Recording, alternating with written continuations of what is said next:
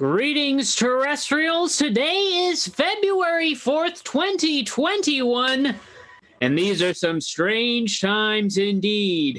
Speaking of which, you're watching Strange Times Indeed with Cliff McCallister. I, of course, am your host, Cliff McCallister, the czar of the bizarre. Tonight on the program, we have so much to talk to you about. Every week on this show, we take calls from people about the things in this world that they can't quite explain, that they can't quite understand. They call in, they share their experiences live on the air with me, the czar of the bizarre, Cliff McCallister. A man whose camera can only focus at this close level to the screen. Folks, tonight we are going to have an incredibly fun show. There is a lot to talk about out there. There is a brand new conspiracy about life underwater. Well, let's get to that in a minute. And get on to our top stories. Howdy, Barefoot and 52. Thanks for commenting in the chat. We love it when y'all chime in the chat at home. Now, we've got some top stories coming out tonight. This first one out of Warwick, England, where a man by the name of Paul Froggatt encountered a 7-foot-tall mantis, an extraterrestrial mantis that had telepathic powers. The psychic says this was an evil 7-foot-tall telepathic alien mantis. And he has drawn a picture of this bizarre creature. Steven, can we get a picture of Paul up so we can have some context? There we go. There's Paul right over there. Look at him and his lovely mantis illustration. Incredible stuff. It's so great to have folks like Paul who are willing to come out and share their stories here. This 7-foot-tall mantis. He fled this creature, stumbling home from his job at a dog food factory in Warwick, England. He said, "It sounds crazy, but I felt I could sense its feelings towards me, and it was just like pure alien hatred." Like this 7-foot mantis. You know, let's see it even bigger, Stephen. Let's get an even bigger look at this mantis. Picture this. Now, I am but a man of about 5 feet 6 inches. This thing's about 7 inches, or 7 feet, 7 whole feet tall. So, I mean, just picture how big that would have to be next to Cliff McCallister, the czar of the bizarre. Just a giant beast. And it's radiating pure telepathic alien hatred at you. I mean, there's just no way you could survive such a thing. It's an absolutely terrifying encounter to have with this giant 7-foot thing. And somehow he gets home. He tells his fellow co-workers about it. He tells them about this 7-foot mantis. He says, you know when you're watching a David Attenborough documentary and you see a spider eating a fly and you just get a malevolent sense of evil? That's what he says he experienced. That's how he describes this mantis. And his co-workers laugh at him. They treat him like a joke. They give him the nickname the Mantis Man of Warwick. It's so bad he has to quit his job. And we've talked about this before on the show. I think it's disgusting when folks hear these kinds of stories, hear people experiencing things. Isn't there a 7-foot-tall mantis at yes, oh my goodness, there's a picture of me with that mantis, but I completely forgot about it. And then that it relates to the show. There's a picture of me with a 7-foot-tall mantis in Dinosaur Land, just so you can kind of get a sense for how big this creature might be. If I had thought ahead more properly, I would have remembered that there is an archival photograph of myself with a mantis being as big as this. But the thing is, without getting sidetracked, it's, I think, absolutely despicable that Paul here is now out of a job because his coworkers want to laugh at him and treat him like a buffoon because he's going to come out and tell the truth about this mantis he witnessed.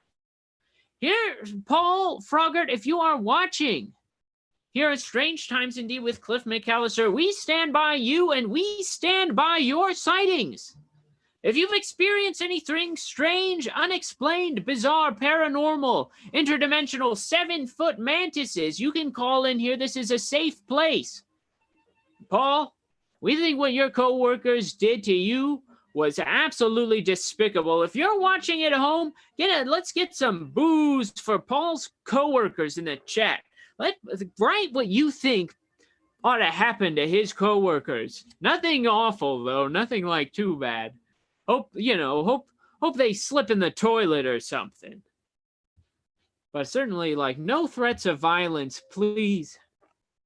Please, we've got a civilized fan base here on Strange Times Indeed with Cliff McCallister and other shows of this ilk, other late night live broadcasting paranormal shows. Yes, Stephen, you can take the mantis down. There is so many that might encourage their followers to go out and leave like hateful comments and cyberbully people. But the only people we cyberbully on this show are politicians like the ones in Oklahoma who are trying to make Sasquatch hunting legal, something we think is absolutely despicable, and we encourage you to reach out to them and let them know what awful low-rent folks they seem to be. They should spend a night with a Sasquatch. That's right, spend a night with a Sasquatch. Don't kill a Sasquatch. Boo to Paul's coworkers. I hope their coffee is always room temperature. Well, that's a very pertinent wish. Nothing worse than room temperature coffee. Oh, I've descended into the blur again. I myself drinking a nice apple tea tonight. It's like a liquid apple pie. So delicious. So nutritious. Our other top story coming in tonight. This is just coming in from the world of science. Scientists have proposed a new particle that could be used as a portal to the fifth dimension. Now, it's hard to describe exactly what a portal to the fifth dimension is, but let's look at it this way. There's 3 main dimensions that you're pertinently familiar with, those being the dimension of length, the dimension of width, and the dimension of depth. That makes up all physical matter. And then the other, the inescapable dimension of time. As we move through it, we're kind of trapped in this moving along a conveyor belt of time. And who's to say how the dimension of time truly works? But without getting into that too much, the fifth dimension is the dimension that distinguishes between light matter, the matter that we can see, the matter that makes sense to us. This is normal physical matter, and dark matter. An unknown and mysterious form of matter that takes up almost half of the universe's mass. And by using this particle, they may be able to open up the ability to view into this dimension, to see the dark matter itself. Now that, I think, has some pretty interesting implications. Anything could happen when it comes to interdimensional travel and discovering what exactly dark matter truly is. The fifth dimension was a great singing group from the 60s. That is true as well, Barefoot and 52. Now tonight, we are going to go on a very special journey here on Strange Times Indeed with Cliff McCallister. Normally, as I have said, we take your calls on this show. And perhaps we will later on in the program. We like to take calls from folks who have experienced things they can't quite explain. Interdimensional beings, extraterrestrials, ghosts, hauntings, paranormal activity. You know, we might have some new viewers tonight if you have not heard. I, Cliff McCallister, the Czar of the Bazaar, am on TikTok now. It has finally occurred. If you wish, you may follow me at Strange Times Indeed on TikTok. That's just it. Type it in. You'll find me there. And if you're new to the show because you're following the TikTok, welcome. Normally, we take your calls. We post the Zoom link in the chat here. And we hear about whatever it is you've experienced, open lines, all sorts of things. Tonight, though, we're delving into a new theory, a new conspiracy theory that has crept up amidst talk of UFO disclosure. To get into it, during the recent stimulus bill package that got sent out, the head of Marco Rubio, I forget the thing that he works for, he put a little thing in there that said the CIA, or not specifically the CIA, the Department of Defense has to disclose everything that they know about unidentified aerial phenomenon. And this has got people pretty excited because in 180 days from the date of that bill passed, that would be June 25th, we should have disclosure as to what we know about unidentified aerial phenomenon or extraterrestrial life. But there is a new theory coming around that points to the fact that what we know about unidentified aerial phenomenon might not actually be from outside of our solar system. It might not even be from outside of our planet. This theory seems to posit that extraterrestrial and intelligent life does not come from beyond the stars, but actually the depths of our own oceans. Here is the theory that came out. This was posted to the Reddit conspiracy theory page, and this is what kind of got us on this journey. Because while this is a brand new theory, we're going to hear about it right now. This is what it says. I know someone that works for NOAA, that's the National Oceanic Atmospheric Administration. They track hurricanes and weather phenomenon. The disclosure rumors are 100% true, and the species in question is aquatic. I don't expect anyone to believe me, and that's fine. I know a lot of BS gets posted on here for shits and giggles. I'm just sharing a story from a few weeks ago that I feel is relevant due to all the disclosure talk.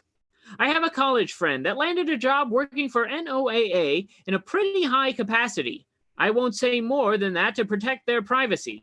Around the holidays, me and said friend were catching up, and they shifted topics to aliens.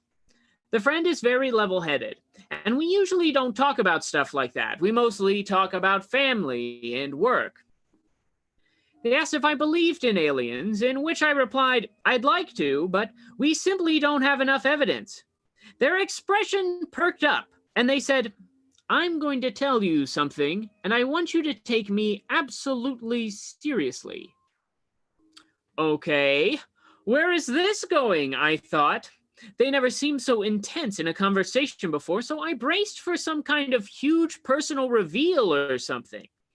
But they started talking about a Russian submarine incident that happened not too long ago where supposedly a fire broke out on board a nuclear-powered Russian sub and killed everyone on board. They said that was a cover story that Putin came up with for what really happened. The sub was apparently investigating an underwater base that is controlled by non-human entities. They got too close and the sub was destroyed by these beings. My friend went on to detail how most world governments are aware of their presence, yet keep it undisclosed because of the ramifications to society that it may have. Also, because we can't do anything to stop or forcefully reveal them. They said that these beings actively keep us out of certain parts of the ocean. Apparently, their technology is advanced beyond anything we could come up with to negate the insurmountable pressures at extreme ocean depths. They are able to freely enter and exit the water in their craft without displacing or disturbing it physically. They've been captured innumerable times on sonar, traveling at speeds underwater that are impossible as far as human technology or marine biology is concerned.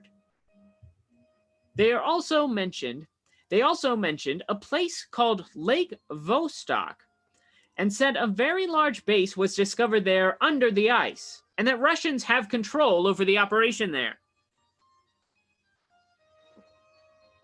They told me that NOAA has had thousands of incidents of contact with these underwater beings, and that it's fairly common knowledge amongst certain departments and roles in the organization. They said they have witnessed video, audio, and physical evidence of these beings residing under our oceans. But it is kept under tight wraps by senior officials and whatever government sector controls the National Oceanic and Atmospheric Administration. The friend said that the recent disclosure buzz is legit and had been carefully planned. They said they don't know exactly what the details will be, exactly what details will be provided to the public, but that in general, it will be made known that there are other beings occupying our planet.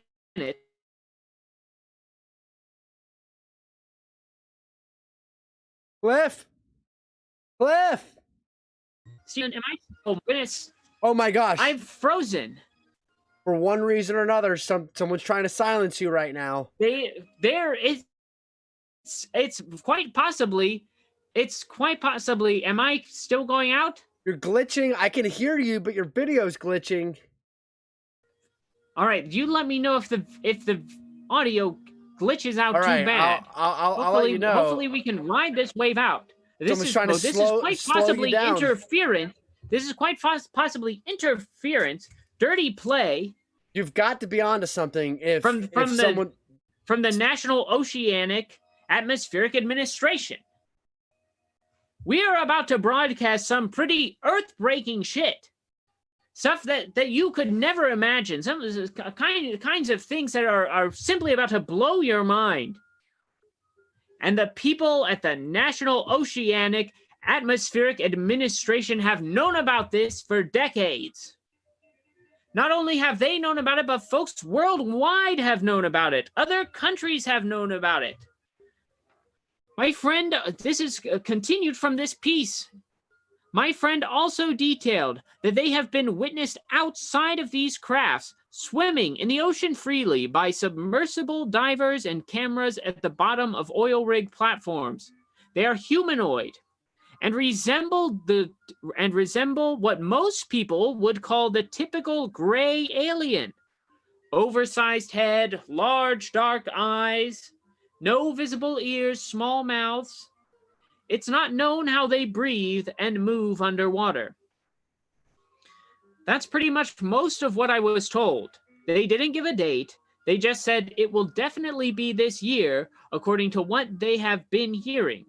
Apparently, this is going to be a worldwide disclosure, not a US-specific thing. So this new theory, now coming out, it's mind-blowing to think, Stephen. Mind-blowing to think. I think it's time to ask people to show their strange time faces, their mind-blown faces. What is that? What is that face called? Well, I think it's your cliff face. Your cliff face. It's not a good name. We're not working on the branding tonight. we had one person send but when your mind is in. blown by something like that. What was that you were saying, Stephen? Yes, when you reach something that just blows your mind, what is that face? You can always send us that at strangetipsindeed@gmail.com. And maybe you'll see your face on the show. Just freaking out because something is blowing your mind. And this, truly an incredible theory, that the National Oceanic Atmospheric Administration could be responsible for something like this, or not necessarily responsible, but covering up this thing. This thing being that unidentified aerial phenomenon, extraterrestrials, UFO craft might not be from outer space at all, but from beneath our own seas. Perhaps this is a species that has been there longer than the human race itself. And this sounds like a bizarre and wild new theory, something that's just unfathomable. Something that, like, how would somebody even come up with something like this? You might be thinking to yourself. Well, interestingly enough, we came across this over the course of the summer. One of our field agents, Spencer Sparky Barron, he sent me a message. He said, Cliff, I've come into contact with this book that I think might be of great interest to you. And I think it's simply fortuitous that this book came into our possession this summer. This book titled Invisible Residents by Ivan T. Sanderson. This book, written in 1970, 50 years ago, lays out just precisely this exact theory.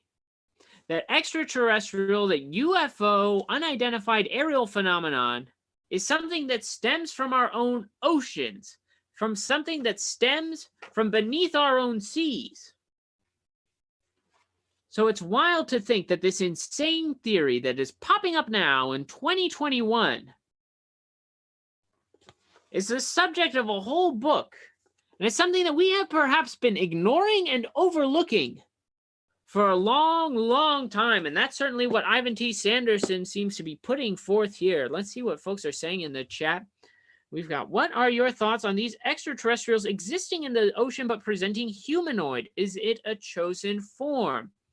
Well, that's very interesting. And I think to some degree in the description, I'm taking it that was from this part. They said they looked humanoid.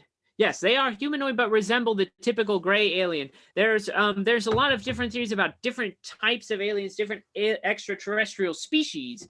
And the grays are kind of lumped in with humanoids sometime because they have a similar, they're bipedal. They walk on both legs. Now, the grays have over-exaggerated head features. Humanoid doesn't always directly translate to being like they appear as humans, though there are extraterrestrial races that are that way. And it's possible it could be a mix of the two. It could be some that look more like grays. It could be some that look more humanoid. Certainly, it's possible, as it has been believed by some, that there are extraterrestrials who walk among us on the street today. Those very same extraterrestrials could be from beneath our seas. So that's something to posit. But what we really must get into is where this begins. Just how much evidence is out there about these underseas beings, of extraterrestrial craft rising from the sea, in this book written 50 years before this theory should even come out. So will that be part of the coming disclosure? We can only tell. Time will only tell us. You have a lot of tabs. But this book, there's a lot of information in here. This is a multi-part series. You've got to understand there's a lot to talk about. And right here, we've got the 9 mysteries that make up the first part of this book. We're going to follow along tonight. We're talking evidence. We're talking about what happened. What events have occurred that lead us to believe that extraterrestrial craft, that unidentified aerial phenomenon, might actually be unidentified aquatic objects. Take a look at this. Invisible residence, a disposition on certain matters maritime and the possibility of intelligent life under the waters of this earth. There are 9 different mysteries in here. The first mystery, really just the overall story of what has happened. No, well, that's a pertinent picture that was on this page, but we're not going to get to that quite yet, Stephen. But I appreciate you thinking on the spot there. I was trying to help. You've got I saw the photo. I put the photo up. You've got this stuff prepared, but that thing that is pictured here is not even referenced until mystery number 6. And some of these aren't all individual sightings. Mystery number 2, oceanic unidentified aquatic objects. That right there, everything that's happened in the ocean. And a select choice, not even everything, just the best stories, kind of the best of compilation. Unidentified aquatic objects in the sea. Submerged objects, freshwater objects, ancient submarine plains. That's this thing right here. We've got lights under the water, the Bermuda Triangle, and the potential for time anomalies. So there is so much going on in this text, so much to cover that may tie into this very, very deep conspiracy theory. And that's why we're talking about it over the course of a couple of episodes. So let's get right into it, because it's already 9:26.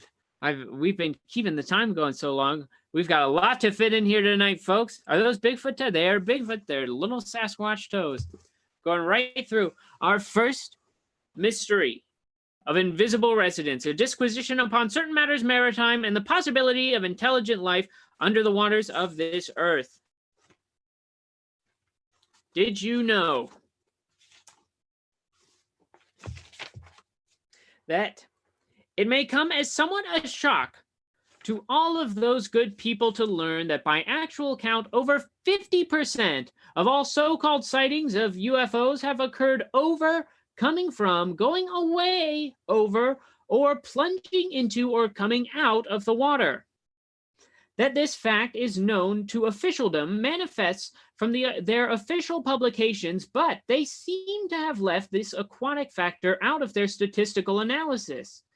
In other words, they have been keeping damned quiet about this business, and probably, as I will endeavor to demonstrate, for very good reasons indeed. Right there in the very first chapter, why is this happening over water? Why are all these craft coming out of water? And why are we ignoring it and overlooking it? Why are we keeping it quiet and not connecting that? Why do the officials know about it? And why are they keeping so damned quiet? And I think it seems like this year we might find out exactly why.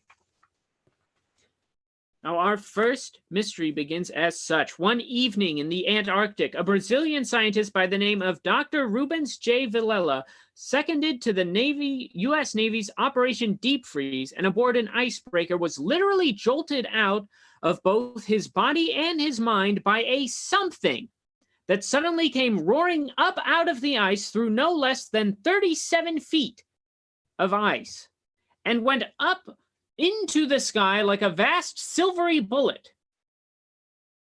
The ship was in Admiralty Bay, which faces the South Atlantic Ocean. The only other witnesses were the officer on watch and the helmsman, as it was an extremely cold day, and all other personnel were below decks. Further, these witnesses saw only the tag end of the performance because they were busy with their charts.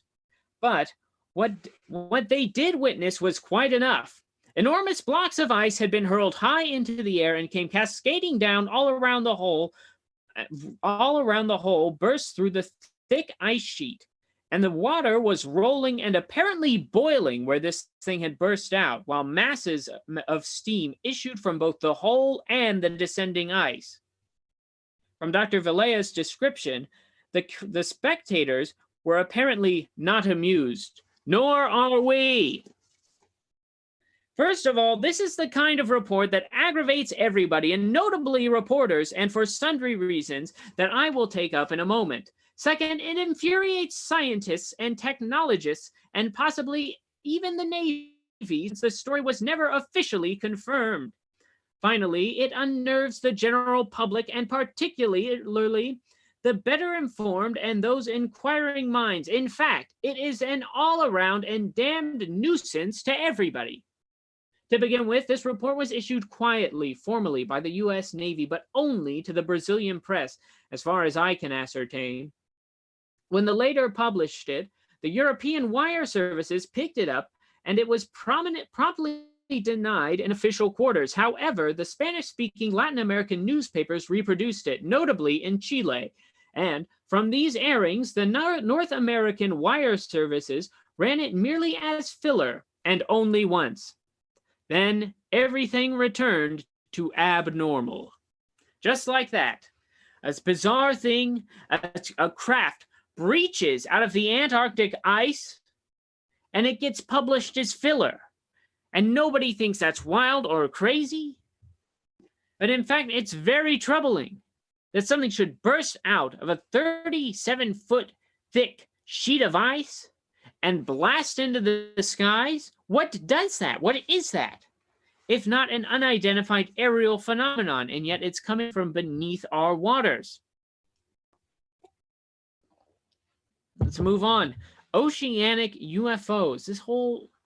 There's a bit of a difference between oceanic sightings and sea sightings. The sea is a little shallower, and that's why we make this distinction in the book, because their purposes and their reasons for being in these different areas may differ, just given the varying depths of these places. Let's take a look here. Let me make sure we've got the right story.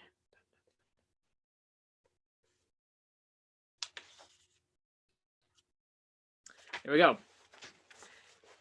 This is an example of an oceanic sighting of an unidentified aquatic object. This is coming. This is another story of something coming up out of the ocean, just like the previous story that we heard. The officers and crew were at their evening meal at the time. The master, Captain Julian Lucas Ardanza, received a call on the intercom system from one of his officers, Jorge Montoya, to the effect that there was something strange near the ship. Arriving once on deck, Captain Ardanza beheld a shining object in the sea no more than 50 feet away from the starboard side.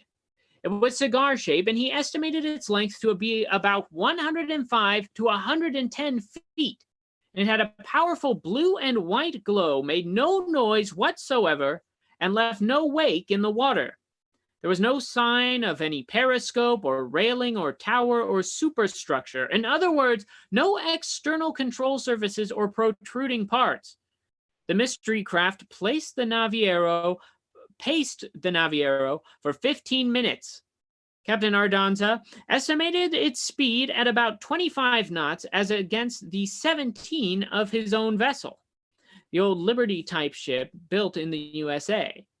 The next development, however, was disconcerting to say the least. The mystery craft suddenly dived and passed right under the Naviero and vanished rapidly into the depths at great speed, but as it went, it glowed brightly beneath the water. The Naviero was carrying explosives and gunpowder, and in order to stave off any panic among the crew should they get the idea in their heads that they were being pursued because of their type of cargo, Captain Ardanza and his officers judged it prudent to assemble the crew and tell them what they had seen.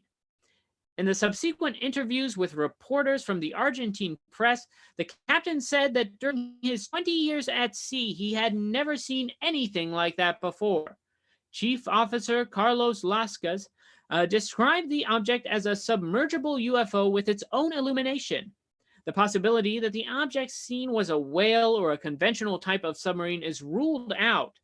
The witnesses were firm in their insistence that the luminous cigar looked totally different from a submarine or a whale and could not possibly have been either of these things.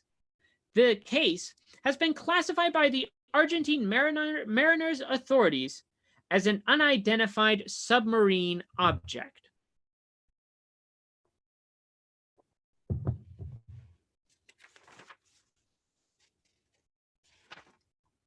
There's also stories of UFOs crashing into the sea. Here is a tale from 1825 and even earlier incidents of this high. Perhaps they weren't crashing, right? Like they could be landing. That's very possible, Stephen. That's very possible. What this does seem to point to, and what the initial theory projects, is that there is an underwater civilization. So when we see these things coming straight in from the sea, then it makes perfect sense that they would have to, that they might just be landing, they might be going to their own underwater civilization, and you gotta go in fast. You don't want people to see you. You're a secret civilization living underwater. You don't want to mess with those primitive humans. When you dive in, you dive in fast. That's right. This is an account from 1825, another very early sighting that still seems to tie in with this new theory coming out from 2021. This happening outside of Honolulu about 3:30 in the morning on the 12th of August. This is held and published in a museum in Honolulu. This incident itself, I do not believe is from Honolulu, but about 3:30 this morning on the 12th of August, 1825, the middle watch on deck was astonished to find everything around them suddenly illuminated. Turning their eyes to the eastward, they beheld a large, round, luminous body rising up about 7 degrees from the water and falling. It was the color of a red-hot cannon shot and appeared about the size of the sun. So it gave so great a light that a pin could be picked up on deck. Now, there's no technological device and harshly to think any sort of natural occurrence in 1825 that is capable of giving off this kind of light. They do not have massive solar flares as we do now. It's hard to, I mean, this thing lifts up, comes back down, going in an incredibly bright light. One of the earliest sightings. Here is some encounters from the sea. There are so many. Let's just go into it. Steven, let's roll a quick ad break. And when we get back, a list of sightings from the sea. Hello, everybody. We are the Comedy Pigs. We're practicing a game we call Scenes from a Hat. Wrong things to say at a eulogy. I am so gonna miss Mr. I'm just gonna really miss this guy here. He's a good guy. He just borrowed like $100 from me like Thursday, so just wondering who's gonna pay now that he's dead. Things you can shout at a football game, but not in bed. Whoa, you could have drove a dump truck through that gap. Yeah, we're dealing with a bunch of overpaid prima donnas here. Man, his brother and his dad are way better at doing that than he is. Hi. See you at the show. Right. See you at the shows. Pigs. Thank you, Comedy Pigs. Bye. Bye. Goodbye, Comedy Hey, Pigs. you watching it home.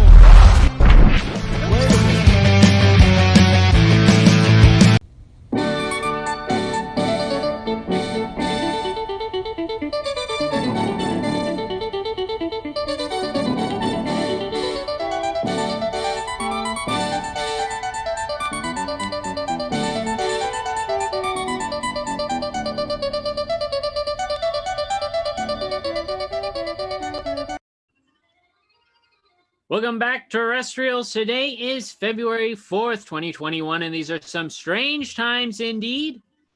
Here's Strange Times Indeed with Cliff McCallister. Every show is dedicated to the Maryland Ensemble Theater, the only theater with the guts to put us on the air.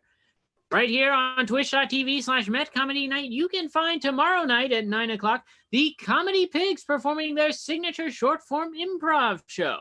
You can also find them here the Friday after that. And the Friday after that, you can find Oh Crit, the D&D improv troupe. Be sure to follow twitch.tv/MetComedyNight. And if you've enjoyed this show and want to support what we do and see it grow, go ahead and make a donation, a tax-deductible donation at marylandensemble.org/donate.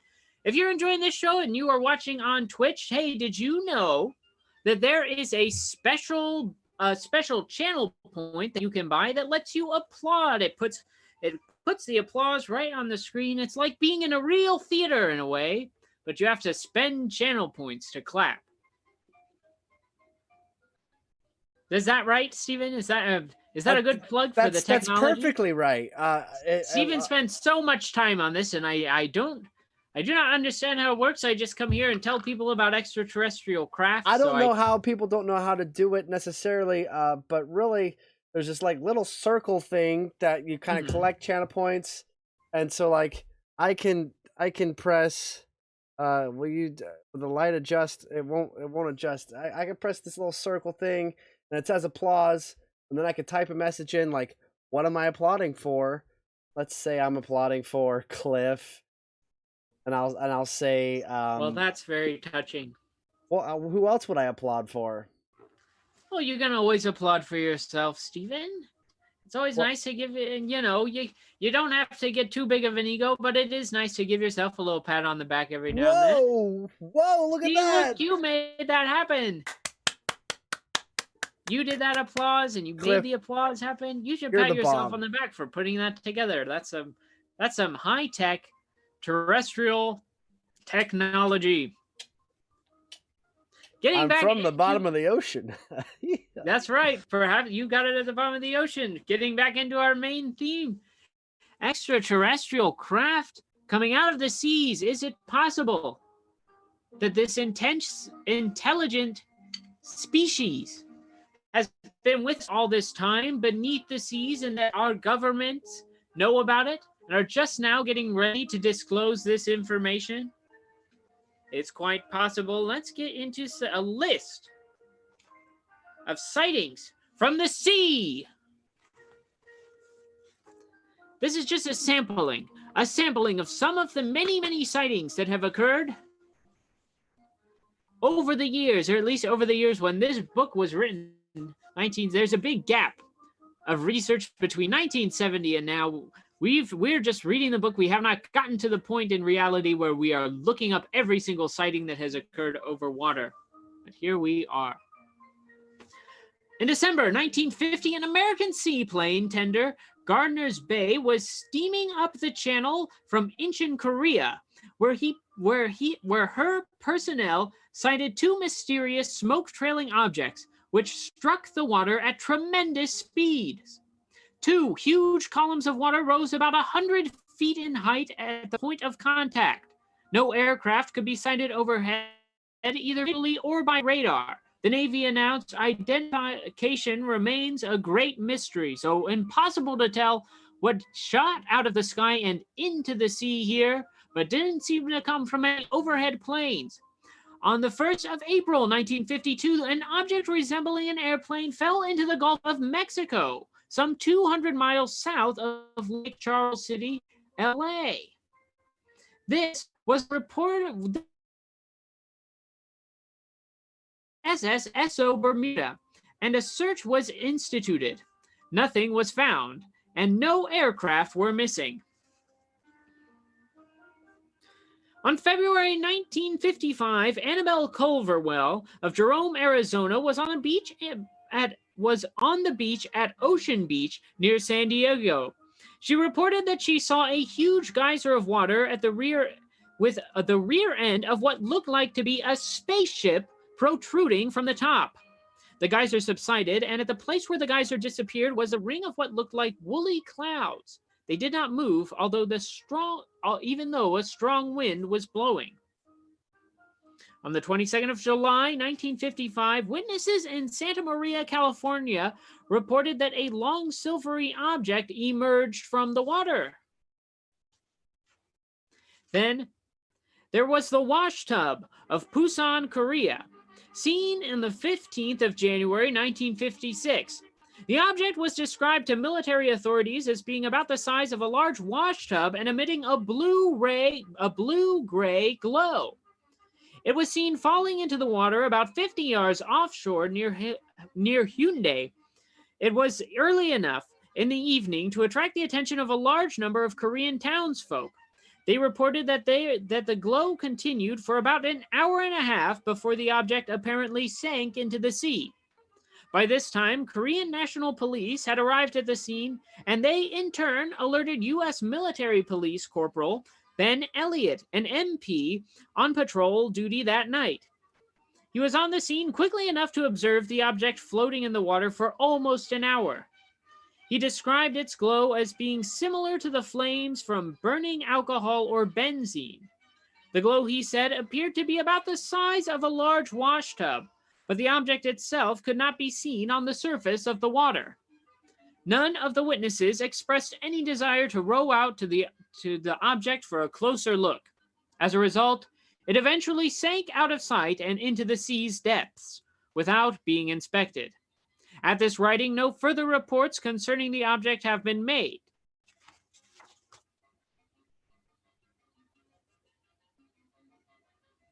So many reports coming from the sea here. One, March from 1959 on the coast of Poland near Kołobrzeg, Polish soldiers saw a sea suddenly become agitated. A triangular object, each side measuring about 4 meters, came out of the water and started to fly in circles over the barracks, then sped away and vanished. On the 22nd of November, 1963, the North Star near Aberdeen, Scotland. The Aberdeen Collier Thrift arrived in Blyth at noon yesterday, 8 hours overdue after an unsuccessful search of Girdle Nest for a mystery object which disappeared into the sea. 3 miles astern of the ship. The Thrift was heading south for Blythe when shortly before 6 p.m. on Wednesday evening, 4 members of her crew, including the skipper, Captain J. Murray, saw a flashing red light which passed within a mile of her port side, 15 to 20 feet above sea level, and suddenly disappeared 3 miles astern. Captain Murray alerted Stonehaven Radio, put his vessel about, and made for the spot where the light had vanished.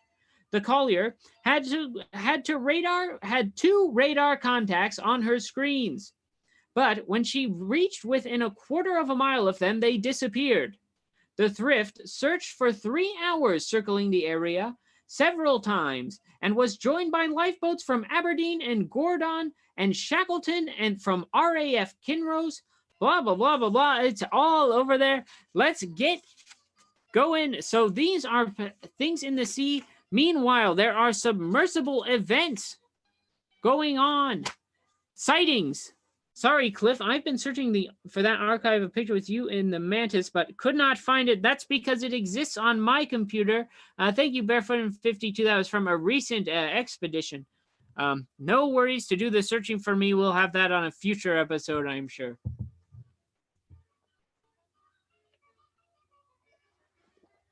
So we've got instances of craft coming out of the oceans, coming out of the sea, crashing down into the sea, crashing down into the ocean. Advanced craft and technology rising up from the sea, flying around and disappearing off into space. But what about instances in which these craft do not leave the water? What about submersed, unidentified aquatic objects?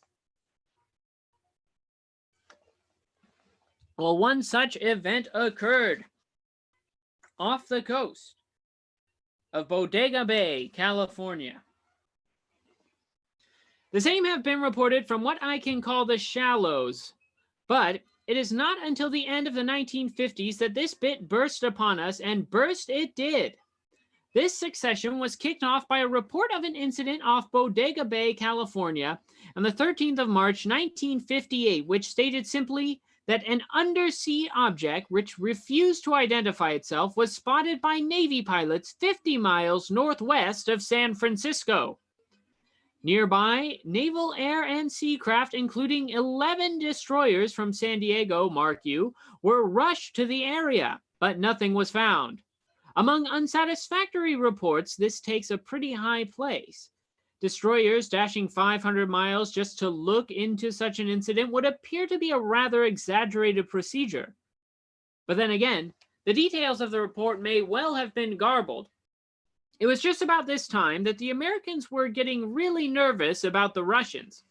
It was known that the latter had the largest fleet of submarines in the world, and there had been funny reports about small pyramidal objects that gave off beeps being deposited all down our eastern seaboard at the edge of the continental shelf from Newfoundland to the Bahamas, and which were assessed as direction finders for potential subaqueous marauders, and thus have been planted by the Russians. Russian submarines were latched onto and tracking our submarines. So we started tagging theirs. I often wonder what the other intelligences, if they exist, think of this childish nonsense, but you'll have to wait until the last chapter to find out what I think. Moreover, said Ruskies were said to have turned up also on our Pacific coast, and to have been very bold in their approach to our shores. Thus, everybody was in constant state of alert. However, the Russians appear to have developed a similar case of jitters at about the same time. We nearly came to blows over business more than once, but both parties were jolted back to reality by a number of reports that put an entirely different complexion on the whole matter. And this began with the Golfo Nuevo case in February of 1960. For 2 weeks, the Argentine Navy did everything in its power to track down 2 unidentified submarines detected off of Golfo Nuevo, which measures about 20 by 40 miles. They had assistance from the U.S. Navy experts and sub-hunting equipment, but despite this, an apparently and apparently uncounted tons of explosives, the mystery subs eventually just went away, still unidentified. They were able to stay submerged for several days and could outrun the surface ships. Initially, there was only one sub, the second showing up several days later. All nations owning submarines denied emphatically that the subs were theirs. And in view of the general mystery, wild rumors such as the suggestion that they or it were German submarines which had been cruising around since 1945 spread unchecked. But the Navy, general loss of face notwithstanding, took the matter seriously. Oh, wonderful. Thank you, Barefoot in 52. Thanks for the credit and the applause. This is the kind of hard-hitting journalism we need. Thank you, Panda Fox Comedy. Thank you. There's some very important things being said, and here's why Golfo Nuevo is so impactful. One, it created it created a major incident of some considerable duration that was observed by tens of thousands of people, both civilian and military. Second, nobody, at least of all the military, dared to deny it or explain it away. And third, there was international cooperation. And as the reports state, untold thousands of explosives were dropped within the area of less than 800 square miles without any apparent effect whatsoever on this mysterious visitor.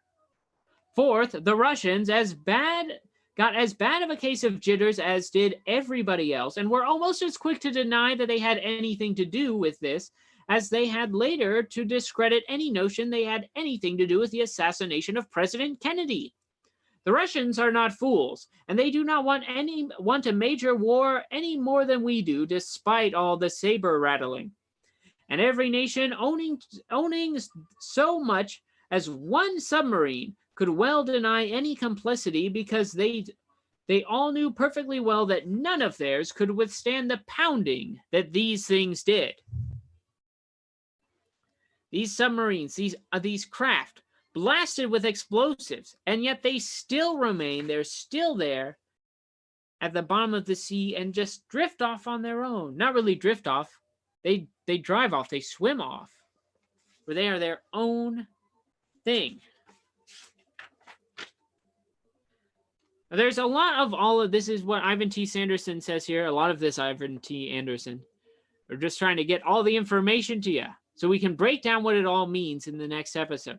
There is a lot about all of this that I just plain don't like. In the infamous good old days, fish lived in the water and men lived on land, and while all the other types of animals divided up the two elements one way or another between themselves, nothing lived in the air, at least permanently, through those spores, and birds, called swifts, seemed to spend most of their time therein. Beyond the air was a rather soothing thing called space, which simply meant nothing. Thus, it is rather peeving to have to conceive of life forms indigenous to space and maybe to our own and other atmospheres, but to have to contemplate intelligent living entities, and especially metallurgical ones of the most advanced competence and even of humanoid form, living in our water or hydrosphere, becomes actually annoying.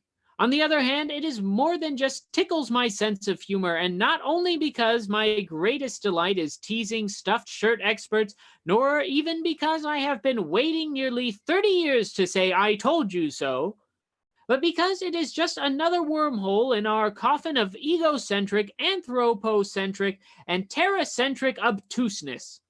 And that these underwater chaps can bat it out at 200 miles an hour at 20,000 feet down when we can't even get going at that depth is just absolutely delicious.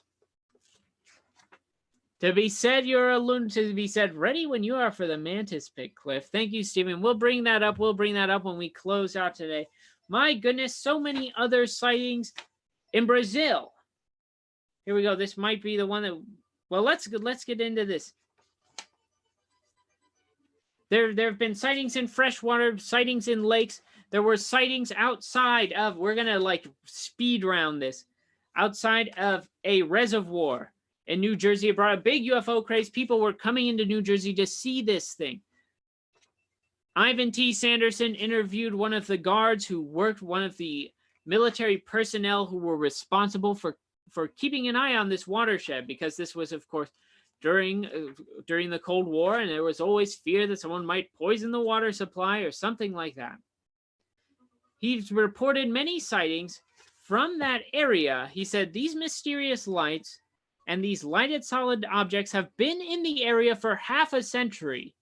None of those seen during the 1966 outbreak of sightings were over any part of the reservoir, but they had all been seen over a small mountain range. Now, of these sightings, he did say this. I think I figured out the applause. Hey, it looks like you figured out the applause. Thank you, Barefoot in 52. We're rolling into this lightning round. We're going to get a few last stories in, and then we're going to close out. I promise I won't keep you up too late. These have been other things. There have been other things, and on several occasions witnessed by my men also, but which I will never talk about, even when I have retired and am no longer under regulations. Terrifying, horrible things over this reservoir. Ivan T. Sanderson did not push him on it, but he offered up on his own that these incidents are all concerned some things going into, coming out of, or having been investigated actually in the reservoir. So these extraterrestrial, unidentified flying crafts coming into or going out of this reservoir. This man will never speak about it, but I suppose he will hint at it. The ancient subaqua plane. Stephen, bring up that picture of the old trinket. It's really not an old trinket. That's probably not the best way to say to the indigenous people that put that together. This is a gold artifact, 1¼ inches long, from the Colombian National Collection housed at the Banco de la República. It is obviously a trinket, well, I guess that's what the author calls it, and an artist's conception of something he had seen. However, it is not a representation of any kind of animal, but it looks like a very modern delta-winged, steep-climbing jet fighter. Yet, it has been dated at being 1,000 years old. So I think when something of this sort is found and it's 1,000 years old, it's maybe not necessarily a trinket, but clearly a depiction of some sort of plane, some sort of a thing. But there were no planes 1,000 years ago, obviously, and it's similar to a fish, but not quite. The Ivan T. Sanderson himself, a biologist with many biologist contacts, confirms this. Nobody can quite figure out what it is except to say it's clearly some sort of flying device. Perhaps a submersible one. So there it is. This 1,000 years old, something like this is found in a coastal region.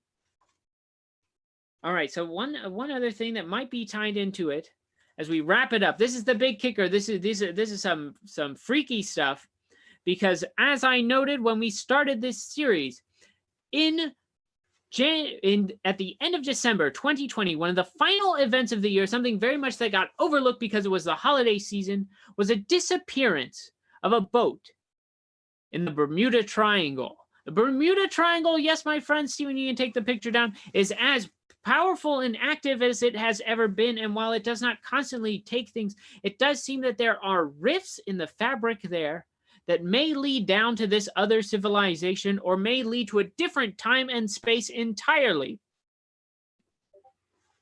But one could draw a connection between the disappearances of craft and ships in the Bermuda Triangle and this subatomic intelligent species beneath our seas.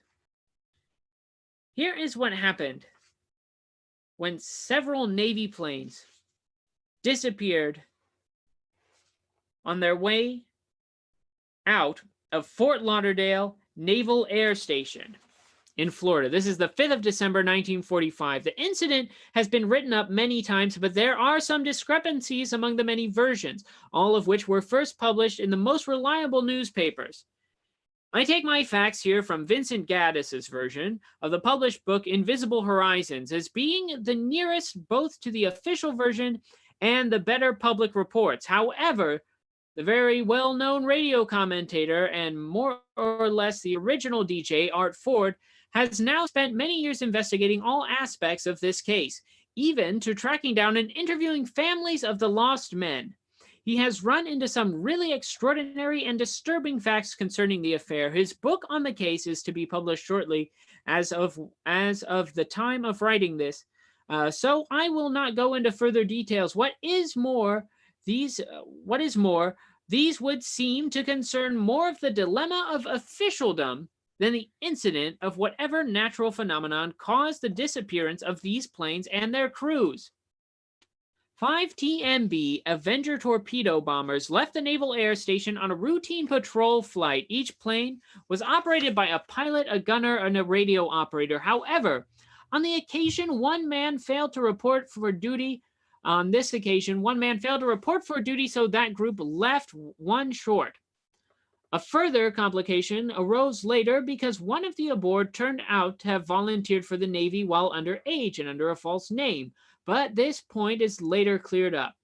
It was a brilliantly sunny day with clear skies. The plane had been carefully checked, and each plane carrying an inflatable life raft, and each man wore a life jacket. All airmen were experienced. They were airborne at 2 p.m. and were scheduled to fly for 2 hours some 160 miles due east out over the Atlantic. Then turn north some 40 miles and subsequently return directly to their base. The first radio communication of the lead plane did not come into the base until 3:35 p.m. and curiously, this did not request landing instructions, but instead reported, "Calling tower, this is an emergency. We seem to be off course. We cannot see land. Repeat, we cannot see land." Asked by the tower for their position, the astonishing reply came back, "We're not sure of our position. We can't be sure just where we are. We seem to be lost." Advised by the tower to head due west, an even more astonishing reply came back. "We don't know which way is west. Everything is wrong. Strange. We can't be sure of any direction. Even the ocean doesn't look as it should." After this, the flight disappears. They send out other flying boats to go out and fetch them within minutes. A Martin Mariner flying boat, specially prepared for rescue missions, was airborne and headed for the last assumed position of the Avenger flight. It kept in contact with the tower for some 15 minutes, but then, when called back in a routine manner, it did not reply. And that was the last heard of it and its crew of 13 experienced men. First, this boat goes missing. Then, the rescue boat goes missing. It's terrifying. And then a little while later, more ships, they come to find the rescue boat. They cannot find the original plane. They cannot find the rescue plane. There's no signs of wreckage, no signs of the people who were aboard these crafts. They have simply disappeared. They have simply vanished. And now it's fine for the ships to go in. Perhaps a rift, perhaps this is something that happens when these subaquatic species make their way from the skies and in to the ocean. That's deeply upsetting. Yes, that's true. Also, hello, Dirty Jokes and Storytelling. Thank you for tuning in. One more tie-in here. Another incident of a plane traveling through the Bermuda Triangle. But this one seems to come through on the other end. These two men relaxing, having a nice, just want to come out and support comedy in this platform. Well, thank you so much, Dirty Jokes and Storytelling, for checking us out here on Strange Times Indeed with Cliff McCallister. It's a part of the Met Comedy Night Twitch program. Now, this final story, they're traveling. They're on a nice private plane going through the Bermuda Triangle. We were finally served dinner, and we had just settled back for a scotch and soda when the huge aircraft that we were in suddenly dropped straight down a couple of 100 feet. The nose did not go down. It was just as we dropped straight down, needless to say, whiskey and soda, glasses, magazines, people, and everything loose on the plane went straight up in the air. We were just beginning to comprehend what had happened, and we were trying to get back into our seats when the plane shot straight up, forcing us down hard into our seats. It was as if a giant hand was holding the plane, jerking it up and down. We finally managed to strap ourselves in and sat with eyes glued, watching the giant wings as they vibrated up and down. The wingtips were fluctuating as much as 20 feet, and the whole plane was groaning under the strain of what seemed to be two forces, one pulling up and the other pulling down. My companion and I were terrified, as we had both traveled a lot before, but neither one of us had ever experienced turbulence such as this. The up and down movement continued for about half an hour, gradually decreasing. Meanwhile, the captain had come back to reassure his 10 frightened passengers that the aircraft would not shake itself to pieces, and also give us a new worry and a decision. With charts, he explained that we could not find Bermuda, and we were unable to make radio contact with either the U.S. or Bermuda. It was as if the U.S. and Bermuda did not exist. We could turn back now and land in Florida, or we could fly past Bermuda and try to establish contact with a radio ship stationed in the Atlantic out past Bermuda. He assured us that we still had enough fuel to make it back to the U.S., and as the turbulence was subsiding, we all decided on the radio ship. To try and approach Bermuda from the Atlantic side. During the next hour, the pilot's door was open, and we were able to hear radio operators' efforts to raise Bermuda, the U.S. and the radio ship, with occasional reassurance from the captain that we would make it okay. Finally, after what seemed like hours, a voice loud and clear came over the air. It was a radio ship. We got our bearings, turned back the way we had been coming, and in a very short time had Bermuda on the radio. Needless to say, the lights of the island were a welcome sight, and we all breathed a sigh of relief as the big craft touched down on the ground and rolled to a halt. What surprised us more about the fact that the sky was clear and starry, what surprised us more was the fact that the sky was clear and starry with just a little ground fog around the airport. No storms or reasonable explanation for the radio blackout. Although this happened over 10 years ago, I am still wondering if we were one of the few lucky ones who were caught in the Bermuda Triangle where time and space seemed to disappear, but successfully made it through. I have often thought we could have been just another missing flight down somewhere between New York and Bermuda, on the books as another mysterious disappearance. My companion on the trip was Dr. SSMM, now a surgeon in New York City. Yours truly. Thanks, Gerald C. Hawks. So there you go. A man makes it all the way through. Not dirty jokes, drinks jokes. Well, yep. Yes. We've got to keep hydrating on this show. We have run the gambit. All of these examples of terrifying, frightening, unexplained instances at sea that may tie in to an advanced civilization beneath our waters. I want to leave you tonight with a quote from Nikola Tesla that is from this book. Because if you think this sort of thing is impossible, if you think it's not believable that there may be life under the sea, let me tell you something Nikola Tesla said. He said organic life might undergo modifications, leading to forms which, according to our present ideas of life, are impossible. Changes could be gradual, so I think it is quite possible that in a frozen planet such as our moon, as is supposed to be, intelligent beings may still dwell in its interior and not on its surface. What he posits there, what Nikola Tesla proposes, is that organic life may evolve in ways different than we have. After all, there are deep-sea creatures. If we evolved out of the sea and eventually got to this, who's to say that another advanced species stayed in the sea and kept evolving, and that's what we have down there. And they've created their own technology, and they're able to blast up. And that's what these craft are. And of course, a thing that could withstand the pressures of the deepest of seas could also withstand the pressures of space. Who's to say? So that is just the beginning of our Invisible Residence series here on Strange Times Indeed with Cliff McCallister. We're going to be off next week. We're taking the week off. I've got some things to attend to on that Thursday night. But the Thursday after that, I don't have the date in front of me, but just know, don't come here next Thursday. Come here the Thursday after that. And we will get into part 2 of our Invisible Residence series, where we're not going to look at so much what happened, but why it happened and what that means. We're going to explore facts about anomalies, vortices in the hydrosphere, and the potential for an underwater civilization. Part 2 in 2 weeks of our Invisible Residence series. So take your 2 weeks, ponder on that.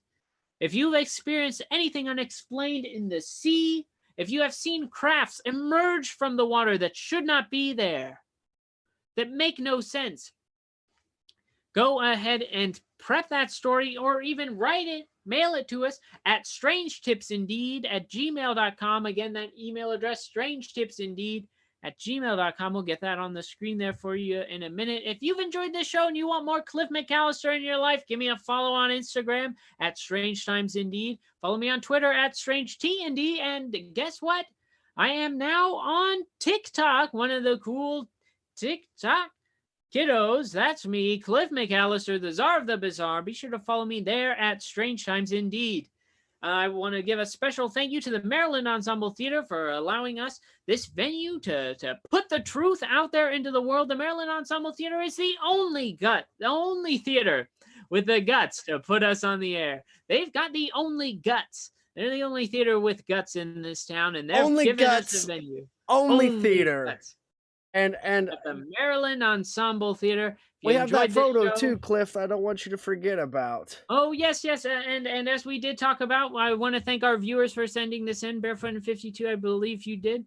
But I also believe it was our there we are. Friend of the show, Isaac, who took that photograph. There I am, approximately with a 7-foot-tall mantis. As we learned at the beginning of the program, a man named Paul Frogert had to quit his job because he was harassed by his own coworkers because he witnessed a 7-foot-tall telepathic extraterrestrial mantis that emanated pure hateful energy at him.